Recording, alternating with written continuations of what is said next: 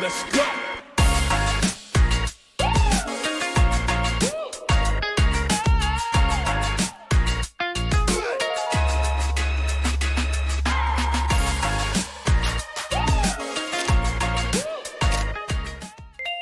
Hi, I'm Elena from Cross Cultural Development, and this is Bending Culture, the podcast where we dive into the real-life challenges and hidden opportunities of working across cultures. You will hear stories, strategies, a few laughs along the way, all designed to help you to break cultural barriers, to turn differences into your biggest advantages, and maybe even global superpowers. Whether you are leading a diverse team, or working in an international environment, or simply curious how culture shapes the way we connect, this is your space to learn, grow, and thrive. So, let's bend culture together. And today we're doing exactly that with the first guest of season 2, Mischa German. Mischa is a product innovation expert with a huge portfolio of products designed to support professionals in international sales. Many years ago, Mischa started his work career as an international sales professional himself, and also as my esteemed colleague. So we go a long way back. And today, he is a senior innovation and product development manager at Everfinidex, where he helps Dutch export companies expand their business across the borders. I'm very happy that Mischa joins me today so that we can together explore culture in international sales and look at how cultural differences shape business relationships. Mischa, welcome. Great to have you here with us today. Thank you, Elena. Thank you for inviting me. It's a pleasure. Mischa, if we talk about Dutch companies going abroad, starting developing their business today, and I know that maybe culture is not the first thing that comes to mind, but what are, in your experience, the biggest challenges these businesses face today? Yeah, so the challenge also depends on what phase the company is in. So usually when a company starts going abroad, very often they start like as an opportunist, meaning that maybe they already sell something in the Netherlands, or maybe they already offer some kind of service. And then somebody calls them from abroad saying, oh, I've heard about your product, or I saw you at this venue or whatever. It sounds great. I want to import it to my country. Can you help me out? And and then if the deal is good, then companies will often comply and do a first sale internationally. And you can imagine that that company that's just starting their international journey has very different challenges as opposed to a company that's already, for many years offering their products or services to many different countries with a wide range of products. But generally speaking, internationally, there's a lot going on in the world right now. Geopolitics play a big role. There's a big lack of supply of materials that a lot of companies need to produce their products, which is also a very big Raw material. limiting raw materials. Yes, exactly. So that's that's a big problem right now. Finding the right people in the Netherlands or abroad is a very big issue for companies right now. So yeah, there are a lot of challenges, and maybe the biggest challenge of all is there are new challenges coming every year. So if you look towards the past, we've had the COVID crisis, we've had the financial crisis a bit farther back. We already talked about raw materials, and it seems like every year there's a new crisis, and companies just have to be adaptive enough or be prepared enough to deal with all these issues coming their way. Yeah. And when you look at the more experienced organizations and the one who are just starting out, what are the pluses and the minuses? What is the advantages of being experienced, and what can be disadvantages of that? The quickest way I can describe this is small companies are high risk, high reward, and large companies are low risk, low reward. So for a large company, if something goes wrong, that's a huge impact on their business, right? But if a small company loses one small client, it's not great, but it won't ruin their entire business. So large companies are more risk averse, where small companies more agile and willing to take a risk. I always remember this little story about McDonald's. I had a discussion with the McDonald's manager years ago about the quality of the meat, right? And I said, when I eat meat, I want it to be of a good quality. So why would I go to McDonald's? And he said, all right, so it's true that you might not be getting the best cut of the meat, right? The cut is close to the bone, which is, I suppose, not the best tasting cut of the meat. But the quality control on the meat is much higher in the supermarket. But why is it higher? Because if something goes wrong in a McDonald's, right? If a kid gets sick, even one McDonald's, there'll be huge impact on their brand. So they're taking zero risks. They're doing triple controls on all the meats, all deliveries when it's there, just to make sure that nothing goes wrong. So I think that's a great example of a big company being very risk averse. Great stories. But if we look more at your area of expertise, international sales. Do you think the international sales have become more difficult since you and me were the sales profs back in the time? Yeah, that's a great question. I'm going to have to give you a long answer, I'm afraid, on that question. Please give me the room to elaborate a little bit on my thoughts on Yes, this. please. So, there are different levels of answering this question. Actually, I prepared a little poem, if your audience doesn't mind. It's called The Blind Man and the Elephant. I don't know, have you ever heard of this? I haven't heard. Tell it again. What is the name of It's it? called The Blind Man and the Elephant. I'll just tell you the poem, and then afterwards I'll tell you why it's relevant Okay. for your question. All right. So the poem is called The Blind Man and the Elephant. It was six men of Indostan, to learning much inclined, who went to see the elephant, though all of them were blind, that each by observation might satisfy his mind. The first approached the elephant, and happening to fall against his broad and sturdy side, at once began to brawl. God bless me, but the elephant is nothing but a wall. The second, feeling of the tusk, cried, Ho! What have we here? So very round and smooth and sharp, to meet is mighty clear. This wonder of an elephant, it is much more like a spear. The third approached the animal, and happening to take the squirming trunk within his hands, I see, quoth he, the elephant is very much like a snake. The fourth reached out his eager hand, and felt about the knees. What most wondrous beast is like, is mighty plain, quoth he. 'Tis clear enough the elephant is very much like a tree. The fifth, who chanced to touch the ear, said, Even the blindest man can tell what this resembles most. Deny the fact who can, the marvel of an elephant is very much like a fan. The sixth no sooner had begun about the beast to grope, than seizing on its swinging tail, that fell within his scope. I see, quoth he, the elephant is very much like a rope. And so these men of Indostan disputed loud and long, each in his own opinion, exceeding stiff and strong. Though each was partly in the right, all of them were in the wrong. So oft in theological wars, the disputants, I ween, tread on an utter ignorance of what each other mean, and prate about the elephant not one of them has seen. So it's a bit of a long poem, but I think it's a great illustration of many things in life. So basically, just to reiterate in normal words, it's about blind men looking at an elephant from different sides, and one man touched the trunk and says, Look, the elephant is a snake. One man touches the knee and says, No, the elephant is more like a tree, and so on and so forth. And none of them are, even though they're all right in their own little field, none of them see the elephant for what it is. And the reason I read this poem is because this question reminds me of this poem. Because when you ask about what are the challenges in international sales, it's like an elephant, right? So if you ask an economist, what is the biggest challenge right now? He'll say something like, I don't know, tariffs, right? Or interest rates, something along those lines. If you ask a politician, he'll speak about politics. If you ask a salesperson, right? He'll probably talk about things like the market, the people he's working with, the means he has, how much money he can spend on his trips. So there are many ways of approaching this, like what are the challenges that face you when you're doing international sales? And I think for any salesperson, the most important thing is finding out what is the biggest challenge for their product in their market. Because if you're selling something bulk and it's a commodity, you're going to have very different sales challenges internationally than if you're selling a very specialized product for a very niche market, for example. And if you're selling, if we go back to culture, only locally or to neighboring European countries, or you're selling more farther abroad, let's say to China or maybe Middle Eastern country, like the cultural differences might impact your sales more. It really depends on what your company is, what kind of market you're in, and who you're asking. And you need all these different opinions in the end to really find out more or less what the elephant looks like.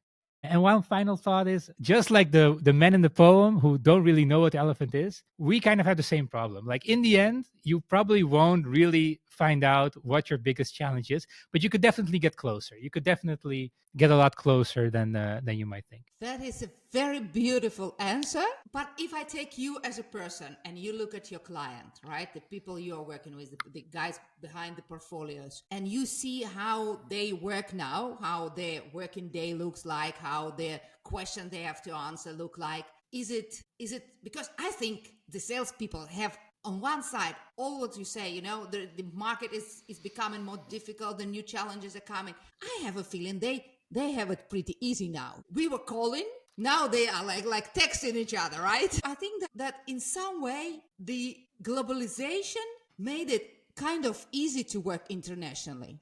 So I think some things became much easier. Like it's easier to get in touch, right? You have now people working remotely between Netherlands and America, for example, Yeah. where people I know, they wake up late at night just to be in a call. So there's a lot of things that have become more accessible, but I wouldn't say it's easier. And let me tell you why. Because back in the day, if you wanted to find a new client, you could travel to, let's say, Poland, for example. You could go there, you could find one of these big books with all the numbers in it. You could start calling up the numbers saying, yo, I would like to come by and meet you and talk to you. Or you could even just show up at the location Yeah. and be like, I'm in the neighborhood, maybe not right now, but please give me 5 minutes. I can tell you about what we're doing. Maybe we can make a deal or whatever. So, and that was normal at that time. Now, there are a few limitations you didn't have back then. So, number one is if they've never heard of you, your odds of getting an appointment are very small. So they must have either seen you somewhere online, because if you're just coming by, odds of you being turned away by somebody lower in the organization is very high. They have gatekeepers now. Yeah. That's one new problem that is more difficult than it used to be. Another one is it's become more expensive. So it's become more expensive and more risky to send a salesperson for 3 months or whatever to do market research on location. So even though some things have become easier, I do believe a lot of things also become more difficult today. Okay. I can see your point here. When you prepare these products, what you have, can you please elaborate a little bit what kind of products you personally have under your command to help these export companies? Oh, wow, yeah, we do a lot of things. So we're an association. Although today I'm speaking from like personal title, from the association, we make all kinds of products. Like we have educational products, we have events that we organize, we have webinars, we have a magazine that people can look into. We organize community meetings. So we have all kinds of things to facilitate these companies. We have advisors. We even have something called customer service. So if an exporting company runs into whatever problem they have, we have specialized expert professionals they can just call up and be like, oh, I don't know, my truck is stuck with this documentation. What do I have to do? And they can just call us up and we can help them out. Okay. And when you look at the products in your portfolio, what you have, what are the most hot items of 2025? So this is an interesting question because just like the challenges differ each year, so do the hot products each year. So salespeople, their number one priority is reaching their targets. That makes sense. Yeah. I mean, you have a target each year. That's why you've been hired. You've been hired to do sales. So do your sales. And of course, increasingly now the relationship part. Companies are trying to measure that more because that's also very important, because you can get a lot of sales, but if they're leaving on the other side, then what's the point? But anyway, those are their two main priorities. And all the other things are interesting. Usually salespeople are very open, like love to learn new things, but they're not a priority. And when do they become priority? When it bothers their sales process, right? So these raw materials, for example, usually not that big of an issue, but now we can't fulfill an order that I sold. Now it's a problem. Now I want to know everything about it. I want to know how I can help to solve it. Or, for example, something I hear often is that's always hot is Incoterms. So Incoterms are international agreements that you make between buyer and seller about how you're going to deliver a certain product. So who delivers where and who does the insurance and so on and so forth. So usually companies, they're like, we did it this way for years. It's fine until a delivery goes wrong. And then they call us like, oh no, now it says we're the insurer, but we never agreed to that. What do we have to do? So it depends really on what is happening in the world, and that makes the products hot as well. Yeah, but you already started talking, so I want to go deep a little bit into this this building relationships, because I'm from the culture, and then I think that the culture plays a big role in understanding and the desire to build a relationship. I'm from the culture where relationships are very important. If we're talking about trust, then in my culture, trust is relationship based. When I started working with Russia 30 something years ago, there were no contract. There were no banking system. There were no SWIFT. It's no SWIFT now, but at that time it was no SWIFT. So you had to trust the person you are talking 3,000 kilometers away. He needs to trust me that I will send him the goods. And I need to trust him that the piece of paper he is sending me per fax really means that I'm getting my money. So the trust is very, very important. When I look at the country I live in now for more than half of my life, the trust is very much task-based. If you do your job good, if you pay me regularly, I trust you. You didn't pay me regularly once, I don't trust you anymore, and vice versa. So what do you see in building the relationship, how it works nowadays? I see a lot of different things because I talked to a lot of different companies and different products, working with different cultures. I have a few thoughts on this. One of them being there's like a tension between conforming to a certain culture, right? But staying authentic. Yeah. Because if you're doing all these, let's say you're a foreigner and you want to work with Dutch people and you're not task based at all, maybe we should elaborate on what that is, Elena. Maybe you can explain it later. But if you're not task based at all, but you're pretending to be very task based, it can still come across as inauthentic. People have a very good sense of when somebody's being authentic and when somebody is not being Yeah. authentic. And I think being authentic is a very big part of trust. So as soon as I feel like you're faking or you're not being authentic, you can do all the tasks perfectly. I still probably won't trust you. So the way I like to look at these issues is two ways, maybe even three ways. So one is know your strengths, know what makes your product or you as a salesperson very good, and really lean on that. So that's number one. Number two would be, and this is also quite an interesting one. You don't have to know all the cultural nuances, but you have to know the deal breakers. So you have to know there are like a few deal breakers each culture has that you really shouldn't do. So for example, in Germany, just don't be late. Okay, it's going to break the deal.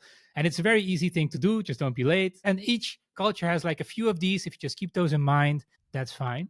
And then the final thing I would say is stay authentic. So because there is something beautiful about, there is still people that work, that buy internationally are also usually interested in other cultures. It's not just a That's one true. way.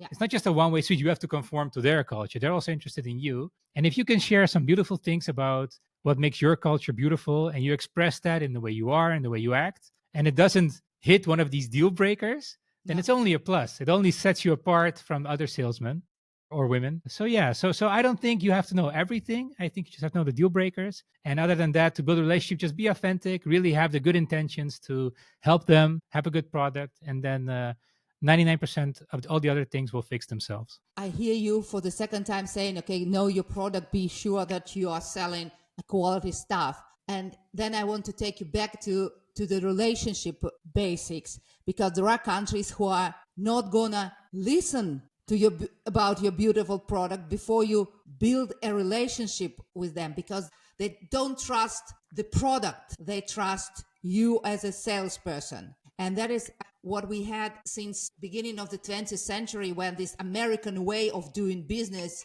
has become the best way of doing business. And we said, okay, that is how we do business. Time is money. Let's trust the quality of the service you are delivering and not the quality of the person.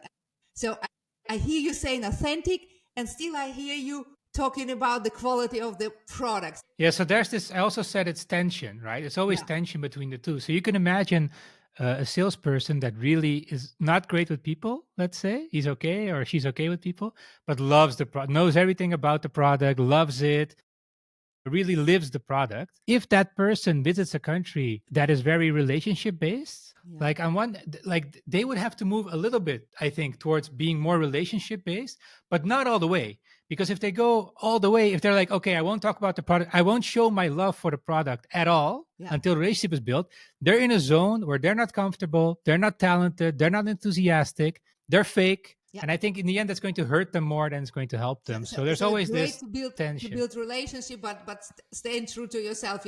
When you're in Brazil, you do have to make a step to go to dinner, but you don't have to dance on the table afterwards. I'm curious if you see that, because what I notice about salespeople in general, yeah, especially when they work internationally, they have higher cultural awareness than many other people. It kind of comes with a job, so they do have a little bit CQ. That's cultural awareness. It's like IQ of EQ. That some of them more developed by some people than by the other. So the people who come to work internationally, to sell internationally, they are already high on CQ. But what I also see is that the sales professionals are a special breed of people. They are very confident in the business I come from. They are very alpha, male and female. So they often have very strong beliefs. And what I see is doing this job for several years already, that sometimes the strong beliefs become biases. We all think, I'm so good in understanding the other cultures, I don't need to make an effort. Do you notice that in the people you work with? No, and I look, a lot to unpack there. So first off, let me just talk about this alpha thing. Yes. I don't think that to be a good salesperson, you have to be alpha. Maybe that's what you mean with alpha. When I hear alpha, I'm thinking overly assertive, dominant, things like that. But what I think makes a good salesperson is not a dominant personality. It's more a person that is very optimistic, always sees opportunities, always sees chances, doesn't get discouraged by the first, second, or third no. And that's not necessarily alpha to me. That's more like optimism, like an endless optimism. That is the generation different, Maybe. guys, you know? I think if you're very alpha in sales today, you're going to have a hard time, at least in Western countries. It's going to be tough for you because it's associated with the slick car Yeah, salesman or this the pushy salesly people. yeah. Nobody likes that. I would say that's a deal breaker for a lot of businesses Yeah. if you come in Now, like that. okay, let's take away the alpha, but say you need to have a certain confidence level in you, Oh, because yes, getting optimism for sure. Yeah. no's several times, it really can break a person who is not really sure about himself or herself. But it's also when you are becoming too confident, especially when you are successful, what I see is like, I don't need to know more about this. I can already sell everything I want. Do you see that? Or is No, it not. my old experience? It's I don't I know. left Like, the business like 8 years ago, so maybe things change. I hope they do. look, I think different styles can work, right? Just like with the elephant, I'm sure different customers respond to different sales techniques and maybe also different products. So maybe one product you have to be a little bit more pushy, more alpha, and another product it takes years. For example, if you're selling capital goods, the machine that makes machines, you're making one deal every year or whatever. You're not going to be alpha. You're going to have a lot of lunches. You're going to have a lot of visits. You're going to have a lot of explaining. You can't force someone to buy a product that's worth multiple millions of euros or Yeah. dollars. So I think it also depends on the business you're in. But this last thing you said about them having this idea that they know everything, yes and no. Look, so you do have to be confident. We can agree on that, right? So there has to be a certain confidence for you to be able to convince somebody else. Because if you're not sure, how are you going to make somebody else Yeah. sure? So I definitely agree with that. And I do sometimes see when people have been working in sales for a long time that they have the feeling, but I think that goes for every business, not just sales, that they have the feeling like I've seen this 100 times. I know it's going to happen. So that I do recognize a little bit. But having said all that, I do think most salespeople that I've met anyway are still very curious, very interested in other people's cultures, very interested in learning. In my experience, the best performing salespeople, they have this enthusiasm. They're still open to getting new experiences. I think that the curious is a great word.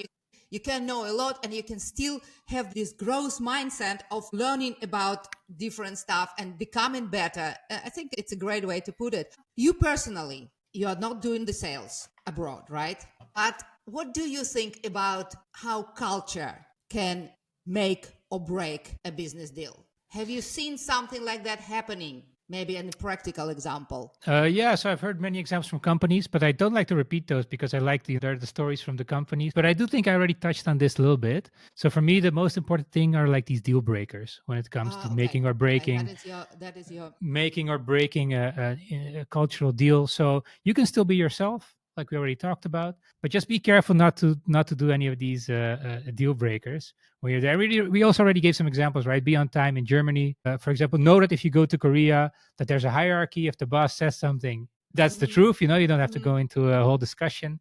yeah. And there are many examples like this readily available. Yeah. Yeah. But if we take it like that simple, taking a couple of deal breakers, and now I'm provoking you a little bit, so you don't Sure, have sure. to get Please, into it, but I hope that please. you can take it. That means that actually you can ask ChatGPT for that, and you don't need people like me or the other professionals in this cross-cultural communication collaboration, because Chat knows everything and you can get it. Do you think that is enough if you really want to do solid business in an organization? And it can be, right? So I think just like with anything else in sales, it depends on how big of a risk factor it is for your business. If you've identified, for example, that the Middle East is a huge market for your product, and you're going there for the first time, it's probably a very good idea to go very well prepared. So then just having a few deal breakers is probably not enough because, like we already talked about, it's expensive to go there. It's risky to go there, not just Middle East, any like very Yeah. foreign, Hmm. different Yeah. culture place. So yeah, you better be well prepared. And I'm sure people like you can definitely help in the preparation, or maybe even once it's already going, but you're seeing that, you're losing business Yeah. for whatever reason you think it's cultural, then I think an assessment of a professional is definitely very, very valuable. But having said all that, not always. Like if you're not all companies run into this. So if culture is not the deal breaker for you, then why would you invest Absolutely. in it? Then if it's Exactly. going Yeah. well, don't fix what isn't what is. Yeah. Do you think that people know when it's broken because of that particular reason? Look, you don't know what you don't know, right? So That's if true. it's a blind spot, like how would you even measure the blind spot? It's very hard to tell. Yeah. But I do think that, like you already said, salespeople are empathic. They have a high EQ, like you said. So I'm sure that at some point they'll figure out, like, oh, maybe it's something in the sales talks that's not going great, or maybe it's Yeah. something the way we do business, and then they'll figure it out. Okay. Mish, do you have any particular tips for, because we already established that not every organization need the same tip, but for example, for the starting organizations who are just going abroad, what will be your best practice tip for them to take from this episode of Bending Culture? I'll give two tips. So one is a basic tip I already gave, and you can go back. But those three things for personal success, definitely keep those in mind. Stay authentic, Yeah. very important. Make sure you know your product well, you know who you're selling to, very important, and know the deal breakers. So those three things. That's like on a personal level. On a strategic level, maybe for a company or people working professionally, every year I do research amongst a large group of exporting companies, and we ask them all kinds of questions about like what are the big problems internationally. And every year we do like a special additional topic. And last year we did a topic on strategy. So I asked companies, how many of you have an export strategic plan laid out? And the results were pretty shocking to me. So one third had a strategic plan for their export, and a plan meaning like it could be basic, but just some idea documented. These are the countries we're going into. This is what we want to achieve. This is the timeline. This is the budget. This is Yeah. the marketing, so on and so on. It Doesn't could have be to be rocket basic, science. but some plan. So one third said we have some kind of plan. One third said we have no plan. And these are all the mixed companies. They're small and big. Mhm. Even big companies sometimes don't have plans. Yeah. And one third said, I don't know, which is weird because we're asking the person responsible for export Yeah. if there's a plan. So if you combine the I don't know and the we don't have a plan, then half the companies basically don't have any type of plan, which I think is a big miss because you're playing a very risky game. You're being very reactive instead of taking matters into your own hands. So a big tip I would give is even if it's small, make sure you have a plan. Yeah, and I would say definitely add culture to that plan. Thank you. Thank you. You know, when we were telling there's no plan, I was thinking about the first answer you gave about being opportunistic as a new company. It really struck me at that moment. It's great because when I look at Dutch people, they are the best entrepreneurs in the world. They can go and start new business and they can cross the borders. Opportunism is nice, but have a strategic plan. It will support you in a very competitive world we live in today. Yeah, definitely. You just need it because if you so a plan also entails for me having contingency plans for when things go wrong. So what if you don't hit your target? What if that country doesn't? What if you can't deliver your product? You just have to think about these things beforehand because it will give you a competitive edge. If your Absolutely. competitor didn't think about it, you will be able to fix this problem faster than he can. So hey, and there's the trust and the relationship building that we talked about before. You're really showing a very, very high level of competence. And that really starts with having a good plan. Great, great. Thank you very much, Mish. Do you have any other things you want to share today with us? No, so I think cultures are always interesting. I love working with people. I love learning new things about people. I think everybody is listening here is akin to me in the fact that I love psychology. I love the way that people think, finding out how they work. And I'm sure everybody's interested in cultures is the same way. So, just a shout out to all the other psychology enthusiasts out there and looking forward You to have hearing a more from you degree guys. psychology, right? Yeah, I studied applied psychology here in the Netherlands. So maybe that is what makes you more culturally aware than actually that the majority of the people. Well, I'm also, just like you, I'm an immigrant. Even though I was very young when we came to the to the Netherlands. And that also gives you a different view because if you're born into a culture, you're like fish in water. Like you don't see it anymore because it's like ubiquitous. It's everywhere. It's all around you. You don't feel it. But if you're a saltwater fish and you get put into sweet water, you definitely notice. And Maybe you will die. maybe some will die, but some will thrive. And there's a good things about being in sweet water and good things about being in salt water. But the big thing is that you really notice the differences, and it's not as normal for you. Yeah, so I think that's the big takeaway. A big shout out to all your listeners. Thank you. Yeah. Perfect. Thank you very much, Mischa. Thank you very much for sharing your insights, for sharing the ideas you have, and some of them were new to me. So I'm sure, guys, that in today's conversation and the story Mischa gave you the new ideas as well as me, fresh perspective, and maybe even the confidence to look differently at cultural difference and to turn them in competitive age, but just taking all these deal breakers, for example. So thank you so lot, Mischa, for sharing that tips and your advice. Guys, if you inspired by what you heard, and if you want to go further in navigating the multicultural world, join me in 2 weeks. Explore more ways to grow, more ways to lead and to thrive in the global environment. And it will be with a new inspiring guests. Guys, it's only the second season for Bending Culture, and as a podcast, we are still in baby shoes. So your support means the world. Please subscribe, please leave a review, share the episode with fellow global game changers. Until next time, this is Elena from Cross Cultural Development. Let's keep bending culture together to shape a thriving, inclusive business world. Thank you, guys. Bye-bye. Thank you, Mish. Thank you.